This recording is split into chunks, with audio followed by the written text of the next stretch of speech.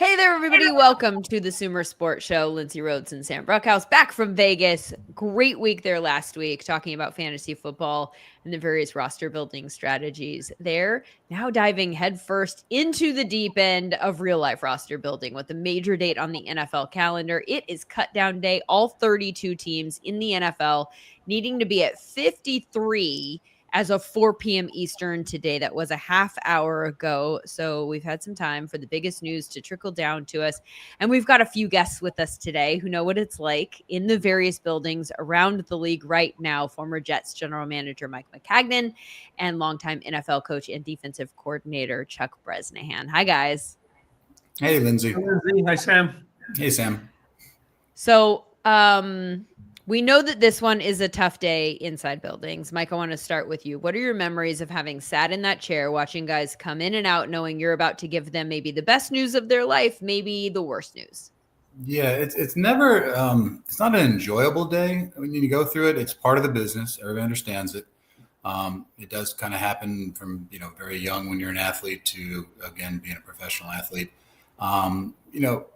Memories from it, a lot of it, you're just trying to make sure it goes smoothly and efficiently as possible.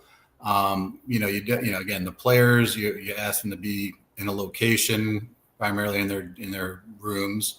And then I don't know if they still call it, we used to call it the Turk. That would be the unfortunate person that had to literally call them, escort them to the building. We'd always try to do this early in the morning to kind of get it, as soon as we felt comfortable, we knew what we were going to do. Just so we can start the process out so these players can start, transitioning. There's a lot of times nowadays we have 16 people on the practice roster. In a lot of cases, you said, hey, if you clear waivers, we'd like to bring it back or have you around. So it's not always bad news. And there's always a lot of roster manipulation at that last minute, trying to make sure you make the right decisions and keep the right players and see if there's somebody else out there in the waiver wire you want to claim.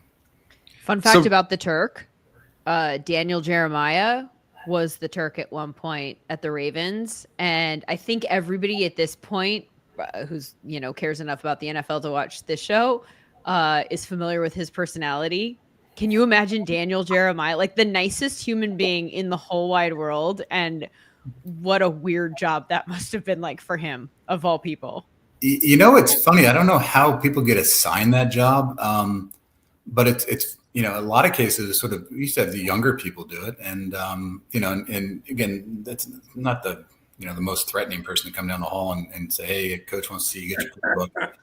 But it's funny, having been like an intern, like when I first started, I remember going around, I wasn't the Turk, but I was also involved with picking the players up when they first got there at the airport, making runs back and forth. And especially the young rookies, you get to know them a little bit because they're all nervous and every friendly face they try to make a connection with.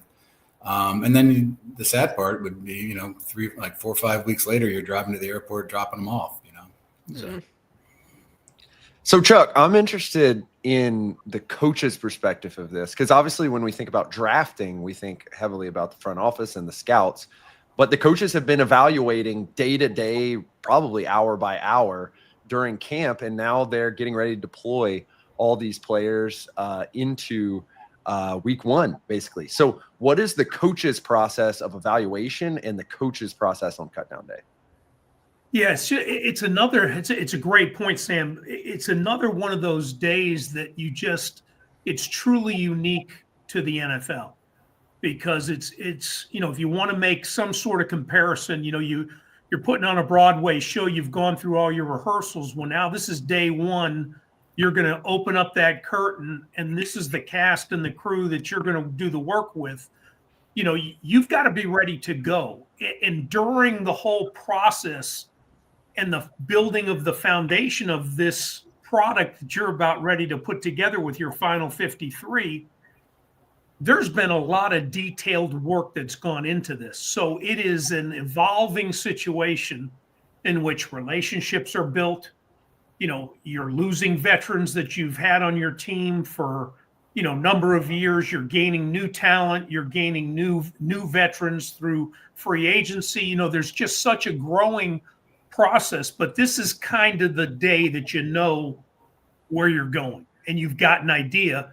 But yet at the same time, now with all the changes with practice squads and how they're made up and all that. It's a whole new game now. It starts a whole new part of the game. How are you putting together the rest of the team to get through the season? How are you evaluating what's out there now that has been cut and been released and has to clear away, going through the whole process, and Mike can hit on that.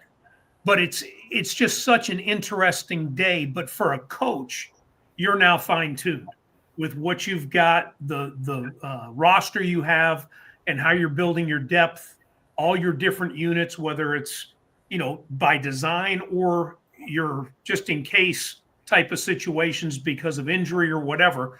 You've got to go through all those mental gymnastics, and it really starts the season off the right way.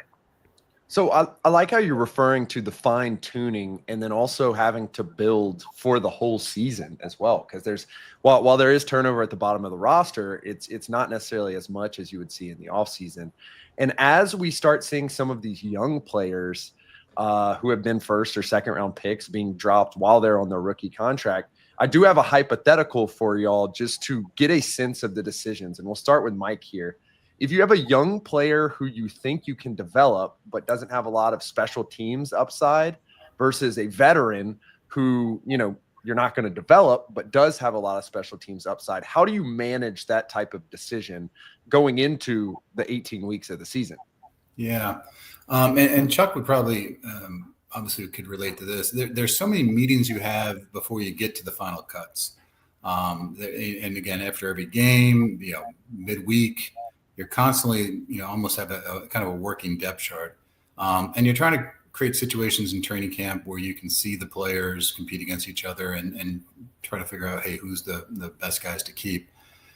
And Chuck obviously would probably agree with this. I mean, there's definitely offense, defense, and special teams. All, more or less equally important. Offense and defense does technically take more snaps over the season, but all those units are important.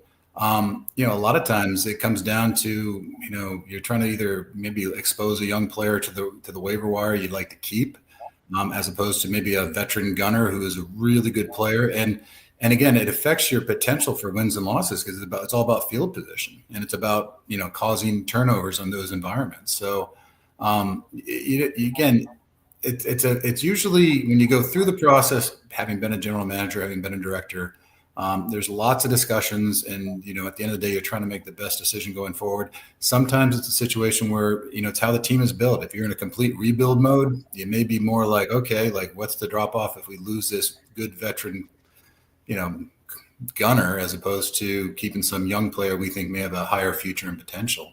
And those are discussions, like I said, you have all the way through. But I've always sort of felt there's always spots you keep on the roster for, obviously, your specialists are obviously important, but and the snapper, but those other players, like the gunners, the core special teams players, and some of those guys can be your best character, chemistry, leader guys on your team, also the veteran guys. So that's usually, those are always interesting discussions. But I think it depends also a little bit on where your team is at. If you're in a kind of a rebuild mode, you probably have an eye to the future. If you're in kind of, hey, we can go out there and win and be effective, everybody wants to win. And then you may make more exceptions, say, hey, let's keep certain players at these key positions, and maybe we'll lose a young guy, but down the road we can possibly replace him with another guy. It's interesting because, so I mentioned Sam and I were in Vegas last week, like deep into fantasy football roster building conversations, right? And the only reason I bring this up is because I think that this is the way that a lot of people who play fantasy football, who are fans at home, this is the way they play GM. And so like when you get further into the fantasy draft, you are more likely, most people, to take swings at upside. You're like a lot of rookies are going to go there because you have unknown potential and they might be good, as opposed to someone who checks a bunch of boxes, but like we know what they are and it's never going to turn into a superstar. And I wonder if that's not, don't roll your eyes. I know there's so many ways that that this is a different process, but I wonder if that's maybe one of the ways in which this is a different process, because you actually need that floor of play. Right. Like you can't just take swings on, well, I don't know, maybe that's guy, it's going to be so good later on. Like it feels like that might be the biggest difference here in the two styles of roster building. We're over here projecting who we think might have upside. And you're like, if I don't see it, by a certain time, I kind of don't have time to develop it to a degree. Yeah, I would say there's a lot of development. Like every player has a development arc, and sometimes, and we've seen this with many different positions. I mean, in particular, quarterback as of recently with, like a Baker Mayfield who, gets to a certain point, one team decides to move on, another team picks him up, gets in a different environment, still learning, growing, maturing. Geno Smith and Sam Darnold, both kind of similar players in that role. I mean, they're on different levels of their arc. But it is a hard league to play in, especially for a rookie. That's the tricky thing with a rookie, because even the season is longer, 18 weeks, 17 regular season games. But on top of that, it's they don't really expose not necessarily that level in college of intensity, but this is like they're playing against the best of the best of the best every week in, week out. So even when you have a rookie player, and there's some rookies that come in and be amazing and play well, those are always tricky things to project and try to, anticipate. And I think, again, you get into it a little bit, there's definitely a propensity towards, a veteran player who's established and what his level of play is. But when you start sort of cultivating your roster, you can't just, you have to have an eye to the future, and you have to, invest in players, and they may not be ready for, initially to come out of the gate playing very well, but that's what happens over time. Chuck, I'm curious about, in your position on the field as a coach, identifying who has it, what they have, what they don't have yet, where that line is for you. Like, what do you need to see in order for you to stand on a table and say, like, this guy, it's not there yet, we can't use him yet, but it's worth keeping around? Like, how do you know when what you have seen is enough and that there might be more to it? Yeah, no, it's very important. And one of the things that Mike hit on that I think is very important for everybody to understand is the makeup of the team. Whether you're starting fresh with a new staff, new rebuilding project, as opposed to a cast of veterans, and just with the coaches and the organizations that I was blessed to have worked with, you got to see it from both ends. But, a guy like Coach Belichick, who really hung his hat on having the right veterans on the team to set the tempo in the locker room and on the practice field and how to do things the right way, to Mr. Davis, who was very player friendly, but he held them to a high level of accountability as well. Is you have to make sure that you fit your young guys into the right roster. And so I go back to 2002. I've been at the Raiders for, I think, 3 years now. And Greg Biekert from Colorado was our starting Mike linebacker. And Greg was like another coach on the field. I mean, brilliant Mike linebacker, old school Mike linebacker, and really was an extension of me as a first-year coordinator or first-time coordinator in the NFL. And I was blessed to have him there. Well, in 2002, we decided that we're going to move on, and we draft Napoleon Harris out of Northwestern. And the only reason we were able to do that type of move and make a move from such a veteran is because of the surrounding cast.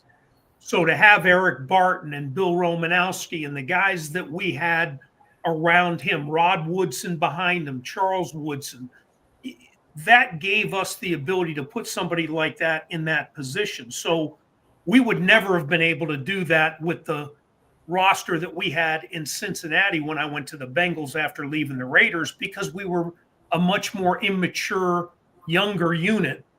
We did something like that, but it took us longer to gel than what we did in 2002 and ended up in the Super Bowl and playing John. So it's all based on what you have around you, but you have to kind of be ready to know how to fit the pieces into the puzzle that way.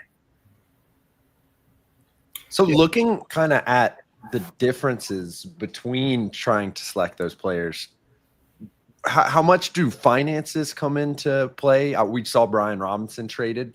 That freed up quite a bit of cap space for the Washington Commanders. Is there like interpersonal locker room stuff that you got to consider? Mike, when you're really kind of talking to the coaches and talking to the scouts and talking to the players as well, especially your more veteran players, what are the individual considerations that draw that line for the final 53? Well, I would say first and foremost, it's their ability to produce it at a level on the field. I mean, that trumps kind of everything. If they can't go out there and make plays, you can't really lead. You sort of lose a little bit of that. I mean, you have chemistry stuff, but you have to kind of lead. It's like the military. You have to lead from the front. You have to go out there, play, perform. It's a locker room mentality, just like high school, just like college at any level. Guys kind of gravitate to certain guys, but they also have to go out there and, back it up on the field. A lot of the decisions financially, they're not made very whimsically. You have these discussions way in advance. You have different times where you have more leverage than, you're negotiating with agents all the time. But as you get into some of these processes, you're doing there's kind of roster management, there's roster construction, and watching some of the stuff, when you get to the end of training camp, usually you can always call teams and inquire about players that you may think that they would have availability. But the reality of it is, unless it's usually the team, and there's always communication, like the team is always putting stuff out there. Teams are always putting stuff out there. If they're trying to hey, you don't want to get to the 11th hour and try and make a deal. You have no leverage.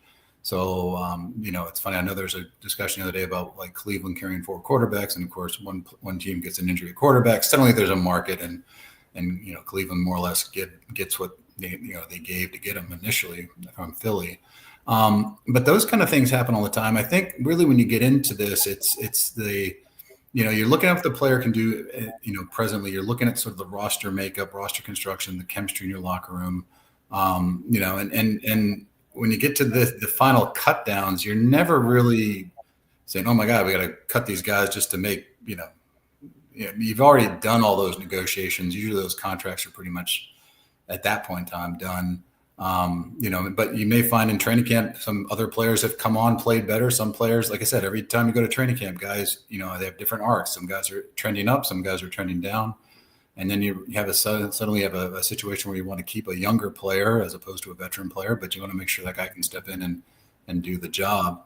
And if you have a surplus, you're pretty actively out there trying to, again, some of it trickles out to the media, but for the most part, you're making a lot of behind the scenes calls on players all the time, trying to see if there's a market for a player out there, because you don't want to get caught in a position where, you have no leverage. That's the biggest concern usually when you're working the roster and you're trying to decide who to keep. But you generally don't do a lot of contracts unless they're a holdout during training camp, because they're, everything's already set and done. You already have all your cap projections and salary decisions made. One thing to add too, from a coaching standpoint, and every team is different. And the ones that I've been involved with that have been on the more successful end of it are the ones that Mike have a great relationship between the coaching staff and personnel side of the house when it comes to this, and that it's not done where it's a shock to the system. And I've had that happen as well. And I go back to, like to go back to Oakland, because that's kind of where I've spent most of my time. But, we had Bruce Allen there, and Bruce was very coach friendly, as far as dealing with us. And we were always involved with what was going on. And it was a collective effort. And there wasn't always 100% agreement. But the fact that relationship was built that way, I think, was really important. I mean, it is one thing about the locker room and building, but there's got to be that relationship to handle these, because these decisions are big and they affect you more than what the general public sees, because it does affect the locker room. It affects that meeting room, the positional meeting room, the unit meeting room. It affects special teams. And so there's a lot that goes into it. So the best relationships lead to the best way to handle the situations and manage it.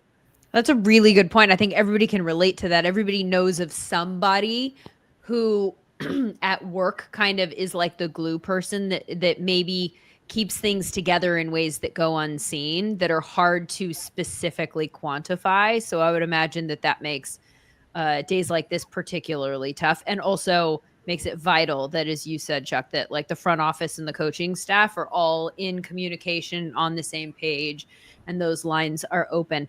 Tootsie Pop Rachel has a really good question here in the chat, and wants to know if there was a specific cut in your career that broke your heart the most. I'm trying to think. I mean, there's again, the one that comes to memory, I mean, there's lots of players. I mean, I was, as a general manager, you do kind of feel bad for him. I remember when Shaw Ferguson was kind of finishing up his career, and he is one of the most classy people, and his wife's lovely. And, it was one of those ones where you get those guys. And again, I was only with the Jets for a shorter period of time. I've been around teams where I've seen veteran players when I was with the Houston Texans for 15 years and the Washington Redskins before that, when we were really transitioning an older roster and that under that last Super Bowl under Joe Gibbs into, and Norv Turner came on. But for me personally, having been a general manager, that was always, talking to, Shaw, it was because he was an amazing player. Actually, Nick Mangold probably would be also in that category. Again, I didn't draft those guys. But Nick was kind of like Santa Claus for our, Christmas. I mean, again, I'm being sort of sentimental here, but they're just really good players and people. And you get to a point in their career where they're just not, you have to make that tough decision. And, they're not easy decisions to make. And, but when those kind of, those are ones again, I don't want to say it's an impersonal process when you cut a player, but those are ones that you want to, again, have those conversations from a respect standpoint, just because these guys have done so much for those teams and organizations, even before you got there. I'd imagine that's like Tony Jefferson today with the Chargers to a degree. Like, guys who have been around forever, everybody loves them. And then it just becomes like the one thing, and Chuck alluded to this also a little bit, like the chemistry, like you win with coaching, you win with players, you win with chemistry, very simplified, approach to it. But it happens at every level. It happens in high school, happens in college, happens in the NFL. It's just, different sort of types of teams, and, some professional, some not professional. But that, again, that leadership part, that chemistry part, like that's a big deal. Like that really is. And young teams tend not, again, they're sort of developing it sometimes. And then you watch coaches come in, or regime changes come in, new coach comes in, and all of a sudden they start parting ways with players. So they maybe don't really fit their system, or they just have they just see them differently. And sometimes, like I said, it's an interesting process when you're going through in terms of trying to make sure you're making the right decisions and maximizing kind of your opportunity cost. But those are always tricky things, and they take time to, kind of play themselves out. And that chemistry, culture, leadership part, sometimes and that's what you look for in players. I mean, not just being good football players, but you try to make sure you got good character people. But that's sort of a thing that, that takes a little time to develop. There's an old saying, like the best teams are the ones where the locker rooms, kind of, police themselves. The players sort of take control of the locker room, and they set the tone and the tempo. And, Chuck mentioned about Bill Belichick. That was always, I know players have gone there and played, the veteran players would come back and talk about it. And it was sort of the do your job mentality, but that, they had Tom and Bill, and they had a lot of other key players that were just cornerstone character people in that organization. And that allows you to take some chances too, to bring in a player that you feel like your locker room can control and keep in the right path. And not that they're bad players or bad people. It's just when you bring somebody in that has a certain talent level, but has had some roughness around the edges, you bring him into that type of situation. It's great. My dad was with Marv Levy, for all those years in Buffalo, and went to the 4 Super Bowls. And I remember him saying all the time, and I used to go in and sit with Coach Levy, and he was so just unbelievably generous with his time. And he never did anything in the locker room. The locker room handled itself. And the way Marv was with that team allowed that to be that way. And so they were very, very efficient, very,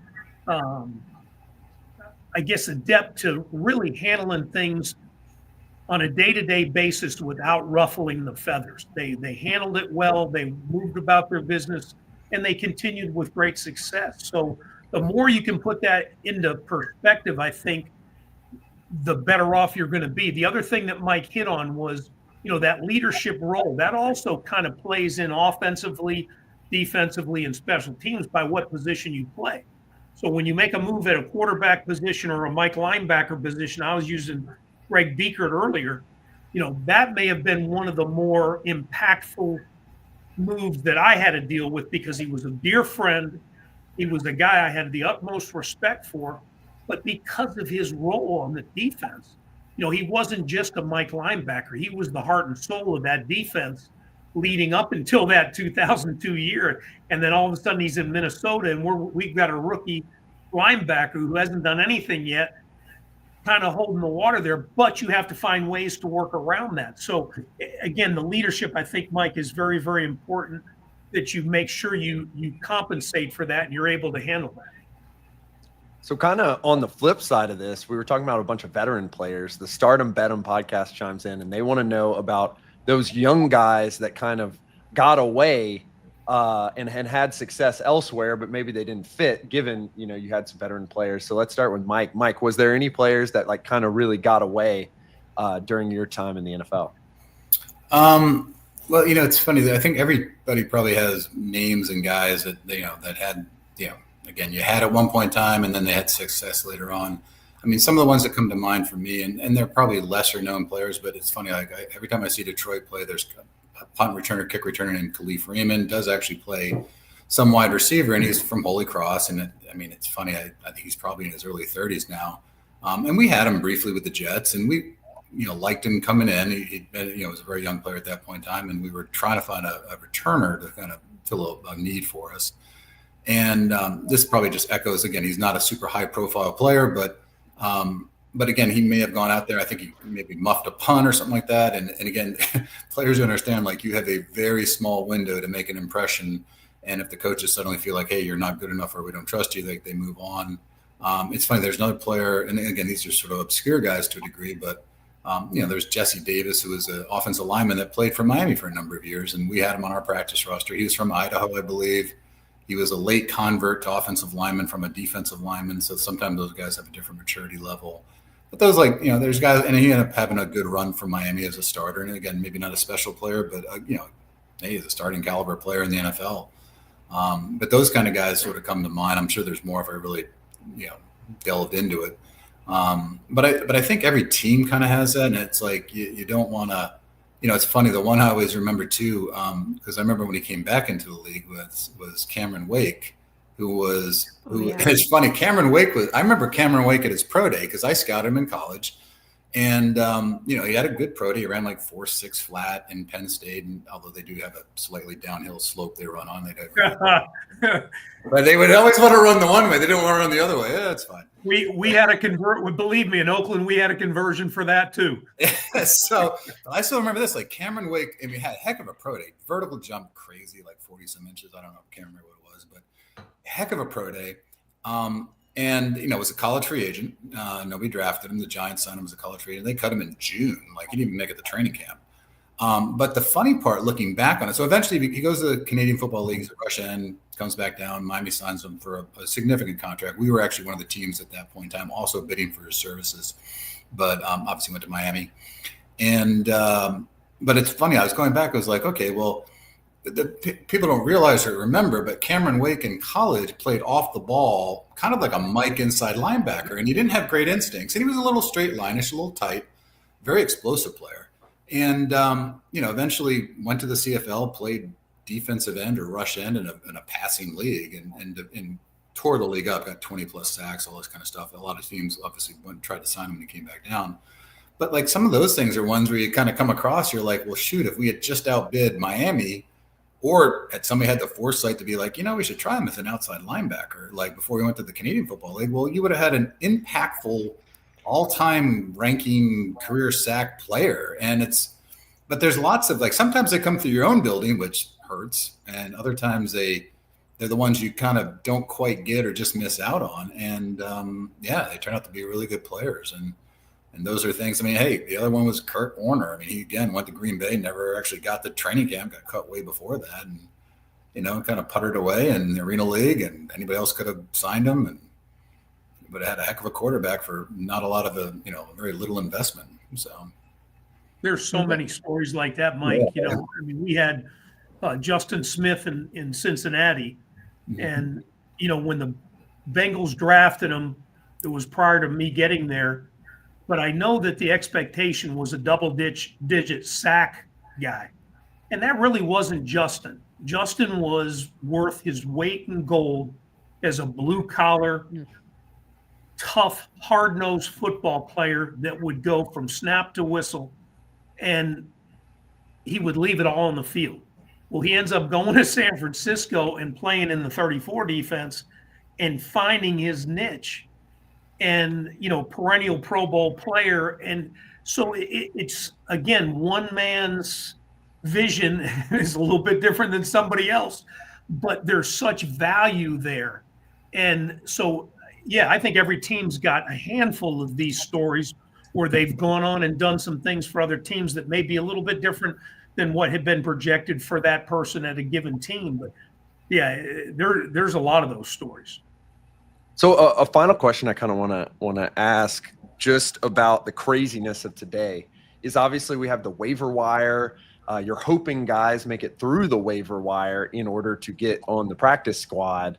Mike, how did you kind of manage today? Was it a lot of sleepless nights? Were you making a lot of calls to agents? How was the management going on? It's funny. You stay in constant contact with the agents, and they tend to know because they're going to know, and they'll know before, the waiver wire comes out, and they'll be like, "Hey, I got 5 teams calling me saying they're claiming them." It's like, all right. And then as soon as you kind of hear that, again, you have history with the agents. You kind of know who's shooting you straight or who's knowledgeable. But again, it's all the work you do is been done weeks before, like over a process. So you don't want to, again, if you lose somebody, you're going to go downstairs and talk to coach and say, hey, listen, we lost so and so and so and so to the waiver wire. Here's what we discussed about pivoting. Now maybe it's something you have in your building, or maybe we're like, hey, they got these other kids we like. And they probably the coaches by that point in time have already taken a look at them, so they've given us their feedback on them, like, hey, who we want to pivot to next. But a lot of times you do so much work for a lot of things that just never come to be, like you just be prepared for. And even with the draft, I mean, you grade, in essence, 1,500, 1,400 players, and you draft 7 of them, assuming you don't have any extra draft picks. And so that's really what happens a lot of times is like you pivot, you adjust, you again, and you kind of know like who you think's going to get through, who's not going to get through.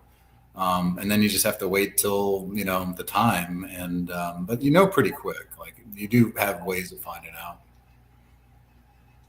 I want you to clear up one thing for me real quick that I literally did not know prior to today. And I'm curious about whether or not it's even true. And that is that Ross Tucker put out a tweet earlier today saying that you don't actually find out that you made the 53-man roster when you make the 53-man roster. And as somebody who all of my knowledge about today comes from Hard Knocks episodes, I was aghast because I definitely remember people getting pulled into offices and having their dreams made in person.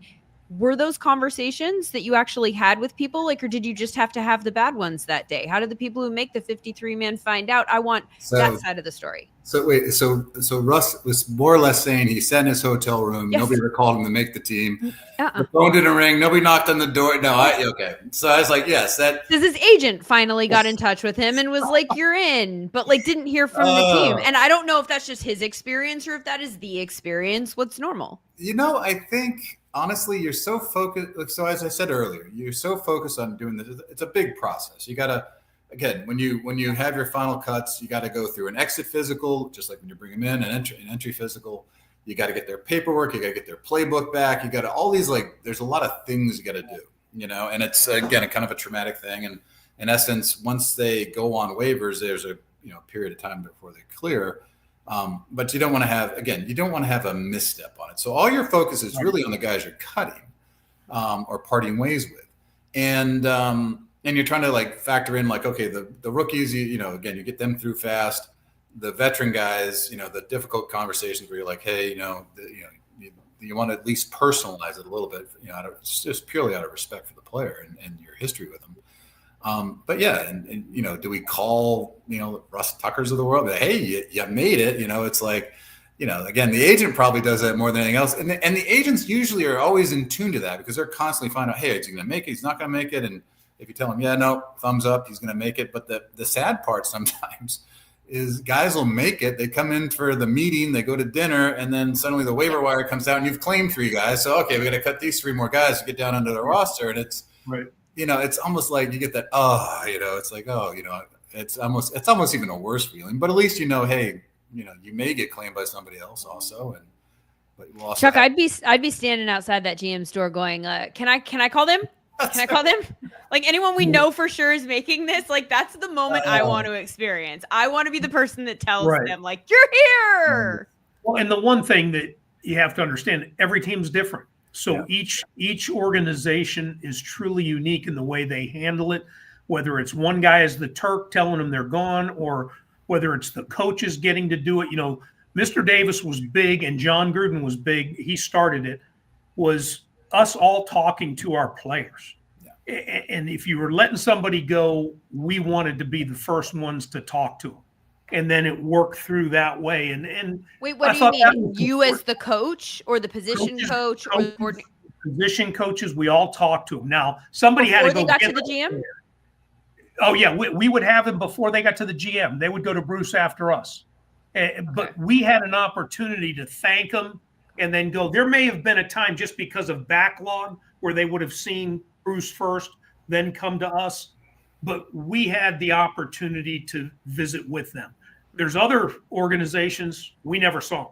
It was done and you moved on with what you had. And it was like what Mike said, because you made it right now doesn't mean you made it 48 hours from now, because things are ever changing and ever evolving, and you have to be ready for that as well. The one thing I would also add to that too is, if a guy gets on the waiver wire and he clears waivers and you want to put him on your practice roster, you may also have other teams, once they become free agents, every other team can call them and say, hey, don't go there, come here. We have a better situation. We're going to activate you in 2-3 weeks, whatever. And so just to, circle back on what Chuck said, like having those relationships, like the closest guys to the players tend to be the coaches because they spend all that time with them. And it's kind of funny. I was bringing back memories. Like Chuck, having been a coach, and you have that first meeting after the cuts, and it's like you start off the first meeting at training camp. There's 90 plus people in the room, and you can look to your left, look to your right. Some of you guys won't be here in like 6 weeks, but that first meeting after you make the initial roster, I don't know if Chuck want to comment on that. I always thought I always would stand in the back in those, even before I was a GM. Because it's sort of that coming together, like, okay, you went through this experience, and this is the team going forward. But I don't know if Chuck, you have any feelings or thoughts on that? Yeah, you're exactly right, Mike. I mean, that's what I was trying to allude to earlier. It's that Broadway show, man. There goes the curtain. It's opening now, and there's the people sitting there that are going to be doing this production. And yes, there'll be some changes for various reasons, but that's kind of the unique deal. And what's funny from a coaching standpoint is it keeps going downhill. So from the team room, you break down into your unit meetings, and you got your units. From your unit, you break down into your position group. So it's all becomes more and more personal as you work down the chain of command. And it's really, it's an exciting day. It's a fun day. It's an emotional day, but it's really the start of something special because it's the start of the next season. Last question. I keep saying this. We told you guys 20 minutes. Here we are 38 minutes later. Sorry about that. Last question, I swear. The cuts process has changed over the years, right? It used to be more gradual. Do you like that better than this, or do you like this better than that? And I'd be curious about both of your answers, because I would imagine, you're coming from different positions. I'll jump in real quick and just say, to me, doesn't matter. Okay. I don't prefer either way. You have to deal with it. So you find a way to maximize it and move on rather than, pick or choose. To me, I don't know if it makes a difference. Mike, I don't know. The old way, though, so in the old way, when you're cutting it down, certain people are getting more reps at the end. So I could see the value of that from a coaching standpoint. On the flip side, I could see the value of getting some of these guys that are on the bubble more opportunity to show you before you have to make a decision about it. So it's kind of pros and cons, I would think. It is. And you also have more. You have larger practice squads now. It's all changed. So that, the whole realm of the situation has changed. So I think you're right, Lindsay. I mean, before you had to get more exposure to them, and because it was incremental, that was harder to do. But to me, you got to maximize whatever process is there. Yeah, I would probably say something similar. I mean, when you would trim down the initial one before the final one, it weeds it out a little bit. But at the end of the day, you're kind of grading all the guys that are potentially bubble guys. But in reality, back before you had 4 preseason games and a 5th if you played in the Hall of Fame game. But yeah, you get to that point. It's probably easier now. I mean, I think historically there weren't as many. I mean, again, it's a process of efficiency. I know there's many great players get cut when you go cut the 75 or whatever. But now at the end, it's like, hey, it's one big dump, and you just kind of sift through it. And so many of those guys, like, again, circle back on. I mean, there's 16 now on the practice roster, so it's that's it. But that it's I don't. Again, I'm like Chuck. You just get in the routine. You just know when they're going to be cut. And if somebody gets cut early at 75, then you'd be like, hey. And we used to do that. We'd bring guys in for workouts, and back up possible practice roster guys, stuff like that. We liked a little bit. So, Mike McCagnon, Chuck Bresnahan, you guys are the best. Thank you so much for staying here twice as long as our producer Stopsky told you we were going to keep you. Stopsky, you just need to start padding. You need to understand who you're working with here. Lindsay and Sam can't shut up, mostly this one. And especially when we have access to people like this to talk to about football decisions as they're happening right now. You can't make me stop the conversation. So anyway, thank you so much, guys. Appreciate your time. Yep. Appreciate you guys. Thanks, Lindsay. Thanks, Sam. So Sam, that was very interesting in a number of different ways. And I kept writing down names as they were talking about, we wanted to talk kind of big picture with them and thought process. And then now we can kind of apply it to the different people whose names have come out today.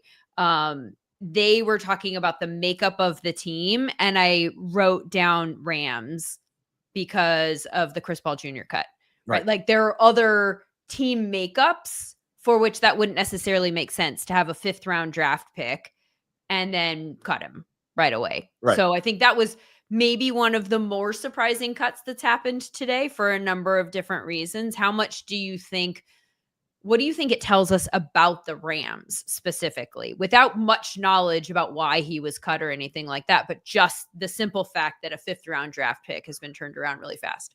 Well, I think you really, in particular, with regards to the Rams, you got to think of how they have built that defense over the last 2 years. And first, they basically tore it down to the studs after Aaron Donald retired. And last year it was basically all young players except for Christian Roseboom, who was a veteran linebacker who's no longer on the roster. And so it is interesting that they wanted to bolster that linebacker position, but ultimately decided to go with a little bit more veteran path, given their general willingness to keep it young. I think perchance that's a position that they think they want to keep a veteran group at. And I wouldn't be shocked if they are active in the waiver wire, particularly at probably some of the DB positions as well. One that I thought about, Lindsay, on the kind of flip side, but very similar, was Beanie Bishop from the Pittsburgh Steelers, a guy who played a lot last year, who I thought did a pretty good job on a very good defense. All of a sudden you add Jalen Ramsey and Darius Slay, to quite veteran players, really guys who have achieved a lot in their career, but are also much older, and on other teams, including the Miami Dolphins, should he have stayed there, they would have been cut candidates potentially. You let a player who played 500 plus snaps for you on a very good defensive group go after his rookie year in exchange for those 2 new players, which I thought was very interesting, especially given the success that the Pittsburgh Steelers had last year. The cornerback situation was probably the weakness of the team, but it wasn't really a killer weakness. What are your thoughts, Lindsay? I wonder if my primary thought about Beanie, and then also with regards to Chris Paul Jr. also, is I wonder if they were talking about how a lot of times agents sort of know what's happening and people know who's going to hit the waiver wire and how many teams are going to put in claims. I feel like those are 2 guys that probably would be pretty heavily claimed. Like they would go pretty early at the top of the order. And I wonder if their agents knew this was coming and if this wasn't a surprise to them, but it was a surprise to us.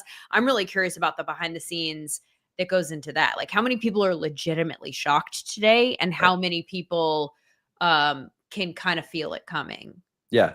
And speaking of the behind the scenes, we may get to see that a little bit because KJ Hamler from the Bills, who was kind of a Hard Knocks fan favorite, also was cut. And I when you look at some of the data, it indicates that at least in the limited sample size of snaps that he played, he did perform pretty well. And it's interesting that he'll no longer be with the Bills there. And we may get to see some of the behind the scenes there. So I'm definitely going to be tuning in to Hard Knocks this week to kind of get a sense. Have you been? I have. This is the first year I have not me either. been, but it's just because it's the team with Josh Allen. It's kind of like the Cowboys 2 years ago, where it's like the Cowboys have a bunch of stars. Like I'm not really interested in the stars. It's not the Detroit Lions from a couple years ago. It wasn't the Raiders when they were kind of moving to Vegas or not moving to Vegas and had all these moving parts. So I kind of like more of the chaos when it comes to Hard Knocks. The Bills just aren't a chaotic team, really. Not to take us completely off subject, but I did see somebody posting about this on social media. Like this is the year that they had not watched any, and has anyone been watching? And nobody's talking about it. And I kind of wonder if bigger picture, so many teams are doing their own behind the scenes series, and production has gotten more professionalized that like a team can do. So I wonder how many people out there are just like, I'm dying to see what happens behind the scenes. And also Hard Knocks has become very formulaic, right? Like the off-season Hard Knocks, which will probably never happen again for obvious reasons, Giants, Saquon. But I feel like that was actually cool because it pulled back the curtain of something that we actually had never seen before. And now the Hard Knocks, this part of the season, we're like, okay, I kind of know. And now you're going to have somebody come in and they're going to be sad and we're going to follow somebody to the zoo. And they're trying to make the team. And like, it feels like, I don't know. Also the sense of falling in love with those guys that are that are on the bubble. Like we all have fallen for that okie doke, only to go on and find them not really being people that you're following that much throughout the season, which is not to say there's not value to the human interest element of it, but like it doesn't really push forward that frequently. Well, so also bring it back to what Chuck and Mike were saying. I found it interesting that they didn't find a big difference between like the multi cuts, the week by week cuts all the way down to the 90 man. Right. I think, yeah. Right, because like we're talking about it in terms of the media here. Like I think that does make a difference when you're kind of on the chopping block each week. And then I also thought it was interesting because they kind of touched on it, they kind of mentioned it, having to be able to have like a lot larger practices. Like that's a real thing because as has been stated by many people, including by Chuck and Mike when we talked to them a couple weeks ago, like you can't really practice during the regular season for the reason that you really only have 53 players. Like you have to be really strategic about how you are using your players. And when you have nearly double that, you can really kind of get after it for an entire preseason. But then at the same point in time, some of those guys are probably having a single digit to double like a 10 to 20% chance of actually making the team, despite having practiced for the better parts of a month, or if they're a rookie for the better parts of 2 or 3 months with the team, which I thought that was a really interesting dynamic, how they said, we just changed our process in March and then when did it that way, rather than like really taking it taking a toll or not taking a toll or being a value add to the quality of those practices. So I thought that was really interesting. All this kind of speaks to the larger issue of development too. Right. And I just have long maintained, and I don't feel like my thoughts have been disproven yet. I think that the league, we talk about the league and certain players within the league as being development guys. Like, oh, this is a guy we could take an X round and then develop him. Right. Like, good luck. Like nobody gets developed. I mean, they're always outliers. They're like, and I don't think it's because people don't want to develop them. I think that the resource management is just like, we're busy. We're trying to get ready for a game. Like once the season starts, I got a priority here and my priority is this, and I'm going to lose my job if my specific players at this position aren't ready to face the team that we're playing on Sunday and all the specific, like you don't have time to pick somebody up who's your second or third string, or even in some cases your starter, and say, like, let's really break this down. And like, so what do we need to do to just get better? Let's go back to the basics. Like, it just doesn't happen in the NFL that frequently. And I think that kind of goes to the question that I asked them about, like, the upside versus the, like, can you at least get it done for me now? Like, can you not be a problem for me? And I think in the, real football versus fantasy, like, the floor really matters. And those guys that are not exciting players, but are not going to mess their job up, like, they're not going to win a game for you, but they're not going to lose a game for you either. Like, that is a priority. And that's not attractive to us in fantasy. We only want upside. But like, the NFL doesn't work that way. Well, I think it's interesting too, because I was lucky enough at a very young age, probably in high school, to get a sense that special teams is what allows you to be developed long term. Like, if you want to be a good, if you're like a borderline college player, not a 5-star recruit, the way you get on a college team and get developed at the college level is by being good at special teams. It's even more so the case at the professional level, because you think of the positions where you typically will see a player kind of either break out or see a growth in snaps. And it's typically going to be those guys who are more built to be on kickoff or punt. You're talking about DBs, maybe wide receivers from time to time, safeties, linebackers. Like, those are the guys you typically see kind of grow as compared to, an offensive lineman, where maybe you'll be on field goal, but you're probably not going to be on kickoff or be a real special teams impact player. And it brings about a story that our data scientist and machine learning engineer, Udit Ranasaria, brought up with the Browns and close to me, because he went to Tulane as well. He was a transfer from ULM, was Aiden Huntington, who in our SumerScore was very good in the pass rush. But 2 or 3 weeks ago, you started seeing Kevin Stefanski say that he was going to get more reps on defense because they were using him on kickoff, and they figured that he could probably make the team just by being on kickoff. Interesting body type. Like, he was really fast, but like, he's like a 6 foot, 6'1", 3 tech. At Tulane, he played on the outside and wasn't really a special teams guy. So it's like really a really interesting mix of stuff, but just kind of a small story of how, special teams can really make a difference and allow you to be developed, despite at the quarterback position. Like, you're not getting developed because you're not playing on special teams, unless you're Taysom Hill, of course. Who are some of the other, we've mentioned a couple of defensive guys that were released today. Anybody else catch your eye? I'll tell you one for me. And this is, I've mentioned fantasy a bunch of times. Obviously, it's well established that I'm pretty passionate about fantasy football. And we talked about it a lot last week. And one of my rookies that I like a lot this year, at cost ADP, is Torrey Horton with the Seahawks, and Marquez Valdes-Scantling getting cut today by the Seahawks. I think kind of is like an arrow up moment for the rookie wide receiver there. Anyone else? Hunter Renfrow, released by the Panthers, is interesting.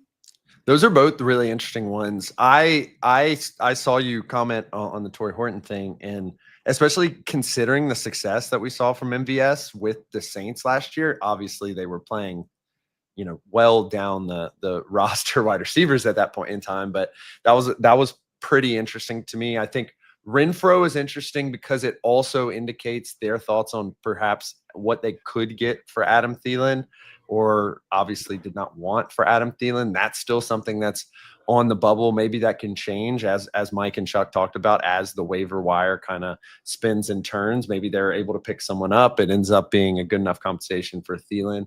And then another interesting wide receiver drop was Malachi Corley from the Jets. I think that's a really interesting one, because we didn't really consider that they had great depth at the wide receiver position. It would have made sense to kind of keep him at the wide receiver position. I think it's probably a thing where they preferred someone that could play special teams and was a major special teams component. He had a little bit of returning upside there, but that was another really interesting move on the offense, considering, it seems like it's going to be the Garrett Wilson show for the Jets this year.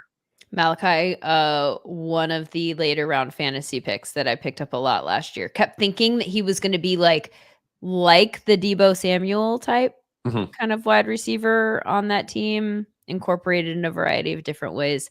Turned out not so much to be the case.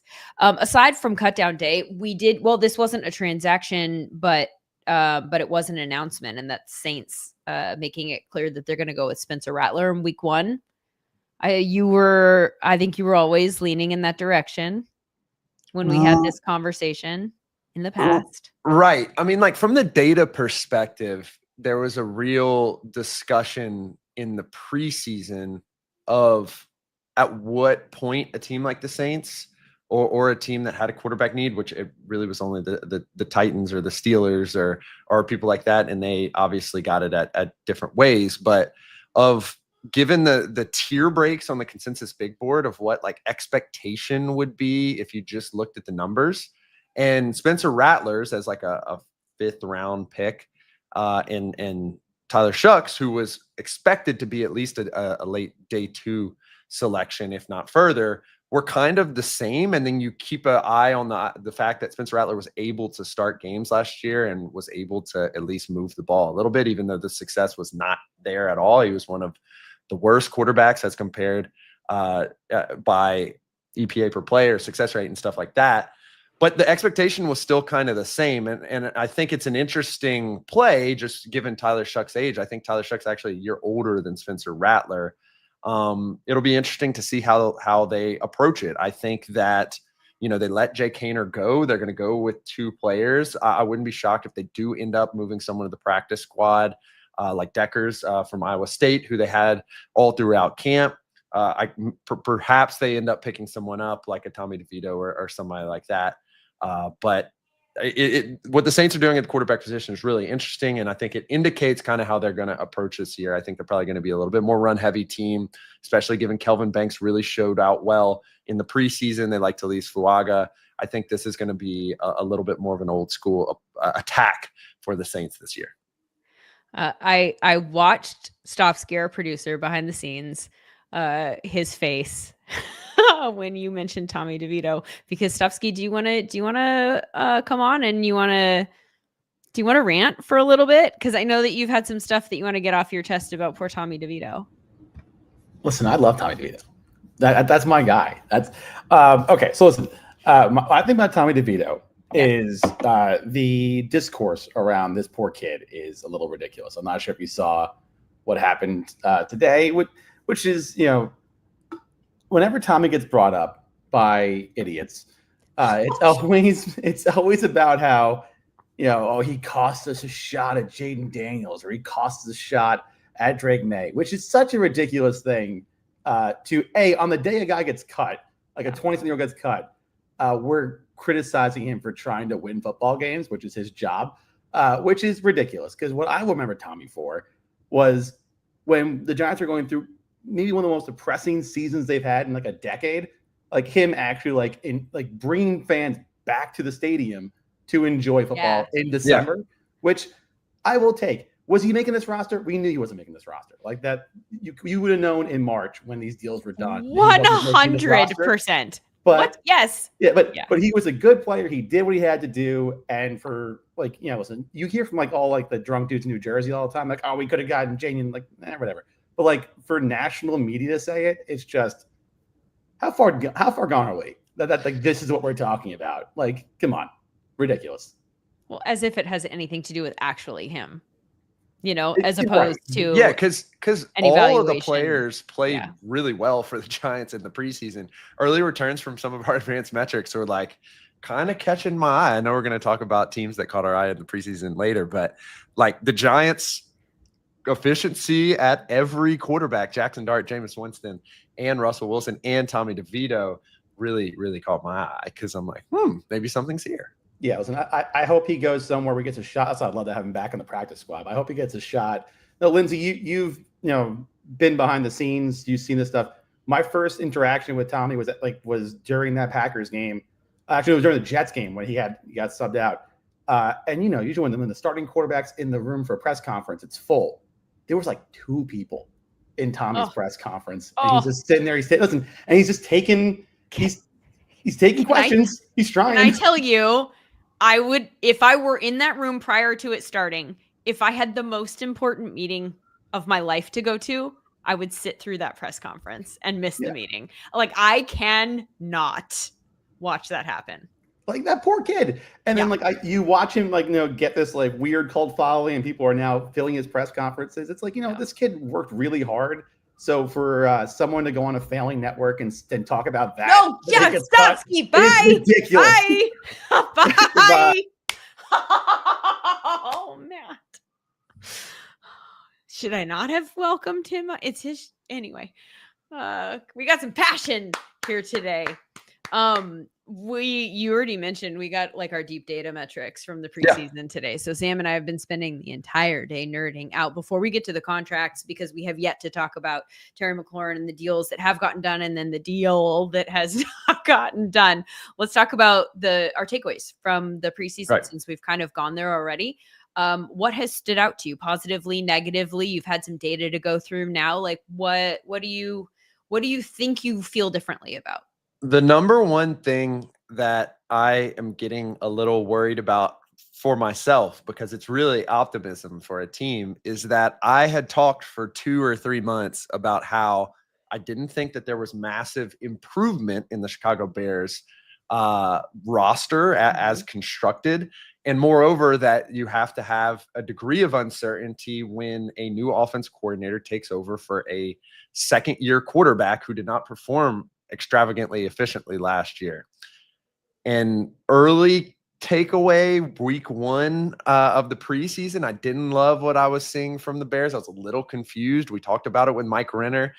And then it kind of has started to come together, and all of a sudden you see a Luther Burden start to look really good, and you see Caleb start to perform really well. And then, like I was saying with the Giants, you see Tyson Bagent start to get it together, and it could be an indication that they were kind of drinking out of the fire hose, seeing what they could get away with in the early parts of training camp, and now it's cut down to the lean, mean machine that Ben Johnson has orchestrated for the Lions in the past couple of years. So I am keeping a very close eye on the Bears, because I was pretty sure, or at least a little bit confident, that they were going to be a solid under team going into this year. And I still think they could, because I still wonder how much depth they have. Injuries come into play as the season goes on. I think really the only place where they have true depth is at the wide receiver and tight end position.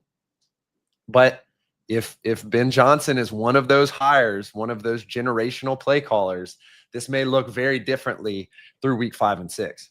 Yeah, I can't remember what the filter was in terms of snaps, but it was relatively high, maybe 40 or more. And in this context, in terms of our Sumer scores from the preseason, Caleb and Bagent both scored in the top 4 at quarterback, which is wild and makes you feel like it's less about, tons of context is needed, right? Starters versus backups, who's on the field, the level of simplicity in terms of game plans by the defense. We're not touting like this specific evaluation saying that this means that because they played well in the preseason that they're going to play. But I think that those two guys both taking the field and then grading out well by our standards might point us to Ben Johnson and specific scheme related, and like putting you in good positions and that sort of understanding, which is what you're hoping for from Ben Johnson. And so I like the early returns on that. And Austin Booker, holy heck, one of the highest scoring guys in the preseason period with a pretty high snap count, also 47. Mine was, I'm gonna be the Debbie Downer. And I'm going to talk about the Dolphins in a way that they don't want me to talk about them right now. And I feel like my takeaway from the preseason is just some of it is specific on the field from game stuff. Some of it is data driven. Some of it is like, it's like the vibes coming out of Miami right now are not good, and not like, it's just consistent negativity, right? Like the starters struggled against the Jaguars backups. They played their starters into the second quarter in the last preseason game, and the Jaguars rested their starters for the game. So you are having your ones go against twos at the very least, and not particularly crushing it. Like they won the game. We all know, I think at this point, that the win or loss in the preseason doesn't matter. It's just how well you're able to do it. They were at the goal line and unable to punch it in quite a few times. The secondary is legitimately worrisome. And they did make a move today that I think kind of cosigns that evaluation from the preseason, and that they went out and they signed Bills veteran cornerback Rasul Douglas, a 1-year deal for $3 million. So they don't have a lot of experience in the secondary. And there were just multiple examples, they had joint practices against the Lions where it was over the top. People from all sides saying like, this is the most lopsided joint practice that I've ever seen. And no, Tyreek and Jalen Waddle weren't on the field. And so like, I understand it's just all of the things and then Achane is hurt. And then Jalen Wright looked terrible in the preseason. He was, by the way, our advanced tracking data metrics ranked 99th out of 99 running backs that played 10 plus snaps in the preseason, and had a lower leg injury, is not healthy, had one really bad play that dragged his score way down, only 14 snaps. So it's a small sample size at that. Like, I'm just saying, like, it is one thing after the other that makes me feel like, God, a little bit of a ray of sunshine is what we desperately need down there in the Sunshine State. Oh, what? I think with the Dolphins, a bet on them is like a bet on the coaching at this point, and a bet on Tua, obviously, as well. Like we haven't seen Tua put together a awful whole season since Mike McDaniel has been there. And so it kind of is still a bet on Tua, on Mike McDaniel. And I think the discussion has to become that Mike McDaniel has found a way to construct a good offense irregardless of really who is on the field, sans Tua Tagovailoa. And then last year, we were having very similar conversations about the quality of the defense. Obviously, they still had Jalen Ramsey, but Calais Campbell seemed to be their only healthy defensive lineman, who is, up in his late 30s at that point.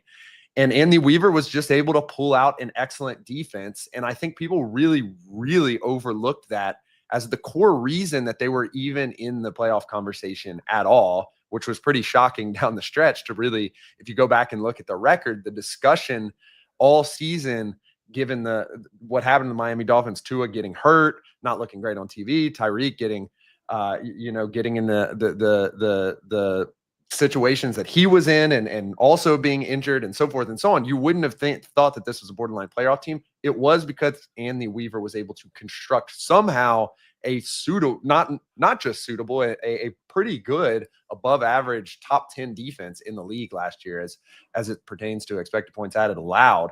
And I think that is the bet. If you think that coaching really is a massive difference in this league, and you think that Tua can maintain a relatively good bill of health, the Dolphins, that's the play for the Dolphins. And I think the question becomes, can they overcome all of the down arrows, like you said, Lindsay, that they currently have?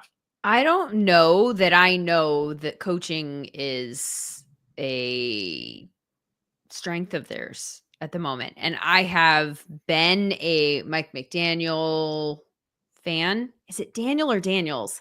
Just Josh one. and Just Mike. one Daniel. Okay. There is Mike McDonald and Mike McDaniel and various other Mikes. I know, but it's the Josh McDaniels and Mike McDaniel that really right. messes me up. Like, so anyway, sorry about that. Little aside, I think I have been a big fan of his. I liked in the first couple of years how specific his roster build was. We're looking for speed. We're looking for getting guys in open space, lots of motion, lots of all that kind of stuff. When they didn't take him off the field, but when they did not have Tua last year, the fact that it all fell apart so dramatically made me a little bit more worried about the coaching. And maybe that's not fair. And, tell me if I'm wrong. Yeah. I was concerned that he needed Tua. So, like that it was so dramatically different without him. Well, it's such an interesting and convoluted entanglement. And friend of SumerSports, Michael McKelvey, just dropped an excellent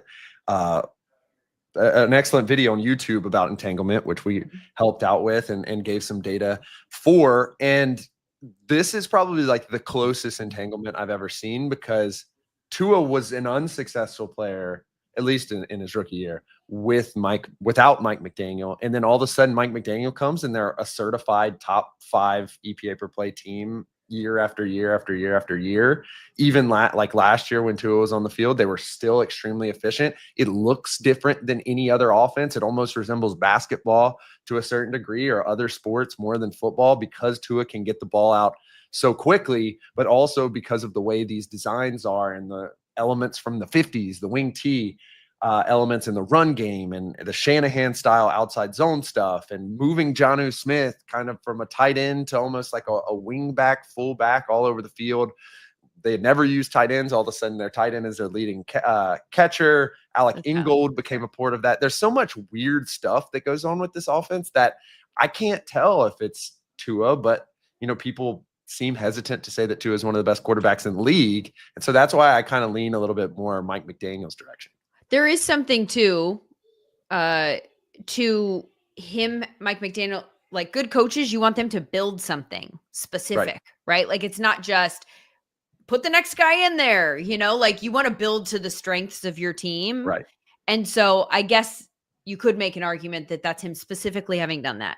Like what does Tua do well? Gets the ball out fast. He's able to, read the defense and diagnose where the ball should go. And then he does it quickly and he gets him to the ball to the speedsters in space and lets them pick up a bunch of yards after the catch. And they just had a hard time finding somebody that could check those exact same boxes. And the next component there that points to it not necessarily being bad coaching is that's what they built. The whole roster is built to do that. Right. Like, so if you can't find that point guard, so to speak, then I could see that being problematic and not necessarily pointing to like, how do you completely rework an entire NFL team mid-season when you've built a team to run one specific way? Yeah. And I think what's really interesting about, I guess, one of the bright spots of this team is we've seen Ollie Gordon kind of become a name that all of a sudden is relevant in the Dolphins offense. And Ollie Gordon, 6th round rookie, might start week 1. Yeah. He doesn't fit that narrative. This is like an old school big back that 8 carries at Oklahoma State. At one point, Mike Gundy said that there was some off the field stuff, and Mike Gundy said his suspension was going to be getting 60 carries instead of his normal 35 when he was at Oklahoma State. And he's not at all the Jalen Wright, Raheem Mostert, Devon Achane 4-2 guy who's just a burner and can get involved in the passing game. This is kind of more of an old school running back. So I'm interested to see what it'll look like, especially if he starts gaining carries down the stretch. You said big back, and I heard it, and that's how you know that I have a preteen in my house. Let's go to real quick the contracts. Okay, so Terry McLaurin got paid. We are not surprised that either of these contracts got done. That nobody's being traded. That are you a little bit surprised that Trey? You think he was moving? I am not necessarily surprised that they are. I didn't think that they were going to get traded at any given point in time. I think more so the Trey Hendrickson situation. Like, I just don't know if this was suitable. If this outcome was suitable, like why it took this long, or you know what I'm trying to say, Lindsay? Like, I'm just confused. I'm just a little confused. Well, so who are you confused for? Are you confused about why Trey would sign this? Yes. So what was his other option at this point in time, though? Like, he just didn't have any leverage, right? He's under contract. They could go, oh, sorry, we could tag you next year. You have to play for the amount that we have you already under contract for, unless you want to sit out. You want to sit out? Good luck with that at your age. I don't feel like he had much leverage at this point in time. You're 100% correct, but why hold out in the first place then? Like, I guess I'm just not trying it more. Yeah, I guess there's no downside. And we talked about this last year with Brandon Ayuk a lot too, where it was like, to a certain point, there's no downside for either side for them not to practice, especially when you're looking at like a veteran guy who will be ready for the season for the most part. Kind of the same issue with Mike Parsons right now. But like, allegedly he was offered slightly more money for a 3-year deal. And again, the Bengals never guarantee money after the first year.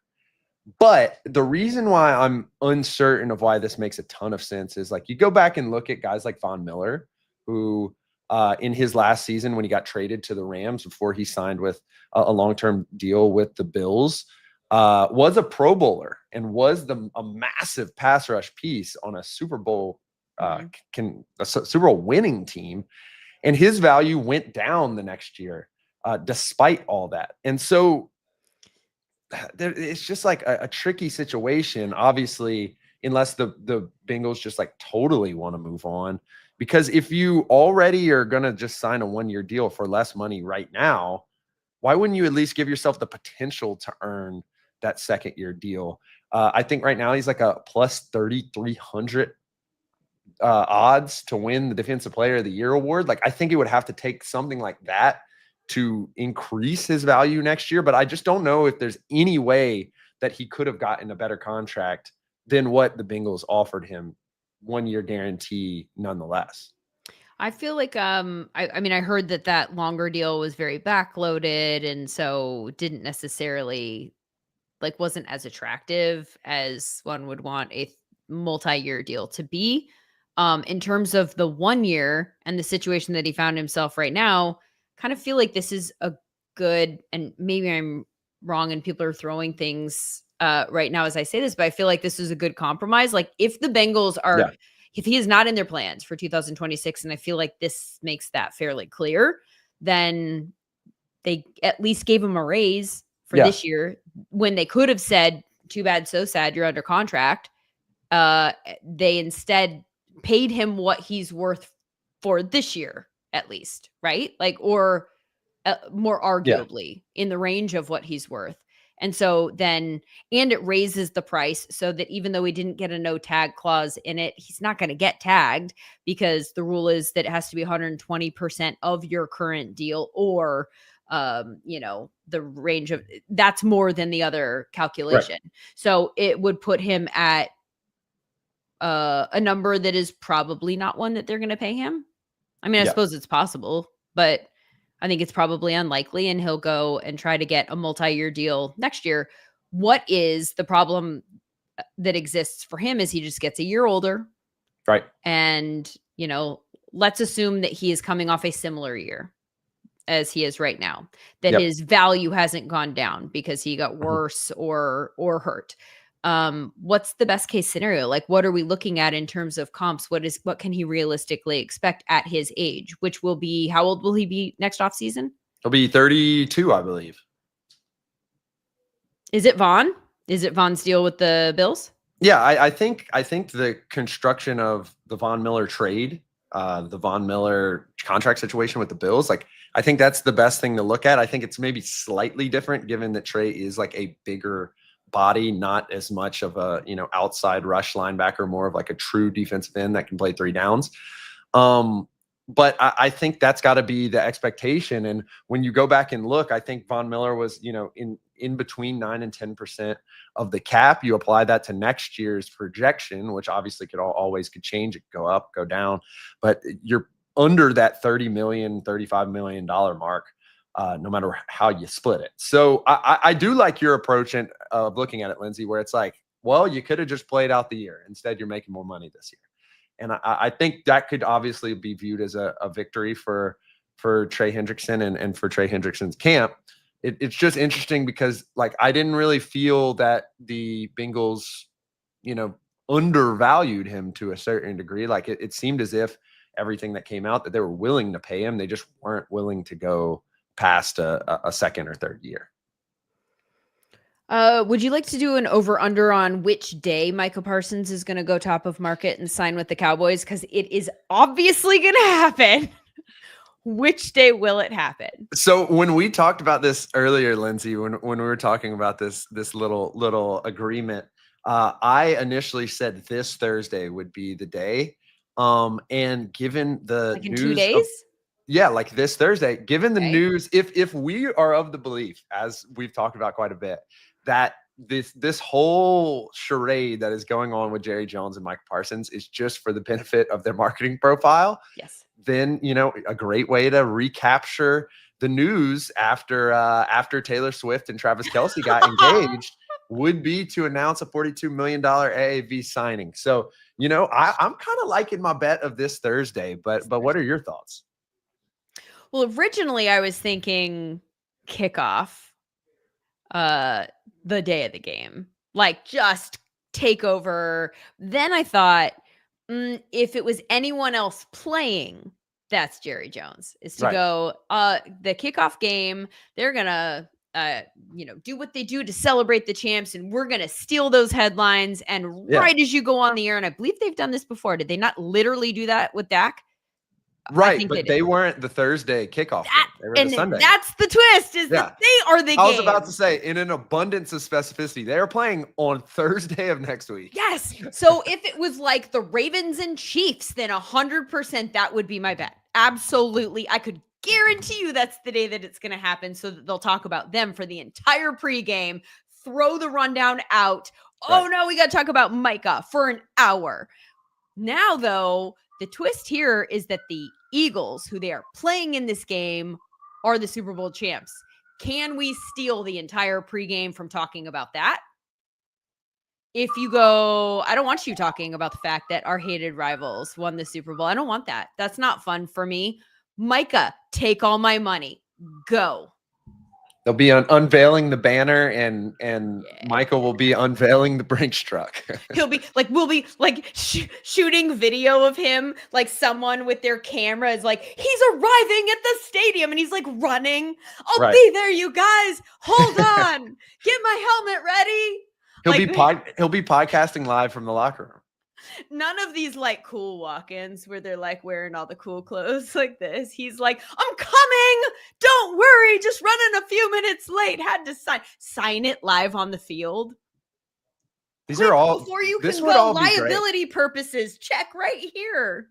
Look, we were hanging out with your friend Michael Fabiano, who is a massive Cowboys fan, and he was saying like he does the histrionics and the drama, he doesn't like it. And I was like, just Fabs, come on, man. Like, lean into it. This is excellent storyline. This is professional wrestling. Like that's what this is going on right now. That's a good point. It's like Yellowstone, Landman, WWE. That's what's Dallas obviously is like the best comp. I was just about to comp Jerry Jones to Triple H, and then I thought he would be very offended about that, right? Like he's like, I am Vince McMahon. But then there are reasons to be offended about that. I'm just going to stop that comp right now. Okay. So we're in agreement, though, that this is happening before they play that game. I'm going to go with next Thursday on the day of kickoff, right up to the last minute for all of the Max drama. And you're going with this Thursday. So we've got a clean, line. We'll find out which one of us is right. Fun times today. Thanks to Mike McCagnon and Chuck Bresnahan for joining us. Sam Bruckhouse. By the way, we did our SumerSports fantasy draft last night. And I may or may not have totally blown it as the commissioner. I don't know if our SumerSports gang from all of the different departments at SumerSports were quite ready for an 18-round, 14-person, no kicker, no defense, 4 flex spots, 8 bench spots draft. Well, the funniest part, Lindsay, is obviously we had been spending the week talking about fantasy football the entire week. So then it was like a battle of smoke and mirrors, like trying to make sure that you didn't do what I thought you would do. And so as a result, I ended up drafting Bill Krosky-Merritt in the 7th round. Yeah, well, which I at first made fun of because I think it was 7-4 in the 7th round, obviously 4th pick of the 7th round. But then I was like, oh, but when you do the math for 14, that puts him, roughly where his ADP is this week. So good for you for being able to do math. Yeah. And then and then there's a couple about who did you get Ollie Gordon or did I get Ollie Gordon and you got Jalen Wright? We have both sides. I think we might. We have both sides of the Dolphins backfield. And then there's one team that had to auto draft and picked several players who aren't on rosters. So we're going to have to help him on the waiver wire because in this draft where 252 people were drafted, there's not going to be much left on waiver wires. So again, this will be fun to follow as the season goes on. We're back again next week, and you guys, we will have games to talk about. Oh, It's almost here. Oh I'm man, so I can't excited. wait, Lindsay. I'm so And hey, excited. you're gonna have to stop me from talking about all the college games too. So we'll have games to watch on Saturday and Sunday. I will College stop you. games, and then we'll have like real games on Thursday. It's been so long. At the very least, this is the way I'll stop you. I'll go, okay. They did that? Hey, Okay. but Like Lindsay, it's gonna go like this. there are games this weekend with like real draft. There are games that we will be rewatching in like March, which will At least be it's like, not 0 week. Hey, whoa, Just renumber. whoa. No, I'm just saying renumber. You weren't watching Hawaii versus Stanford at like 10 p.m. Eastern time? No, but I'm aware it happened because my friend Tiffany Blackman did sideline for them. No, but my point is the numbering. Like, just call it week 1. It's like 0 period in school. Like, just you go to school, it's first period, and it's early. Like, I don't understand. What are we doing 0? There's no -1 week. Like, we're just gonna keep going backwards. So, Lindsay, No, thank you. in coding and in like computer science theory, everything is 0 indexed. So everything always starts at 0 because and there's like some theory to it, and I used to know it like years and years ago, but I'm kind of partial to the 0 indexed. So maybe that's why I like week 0. Okay, well, I don't know enough about math to even push back on that. So I'm just going to say, okie doke. There you go. College 0 week. You won. Thank you so much for being here. The SumerSports Show will join you again next week.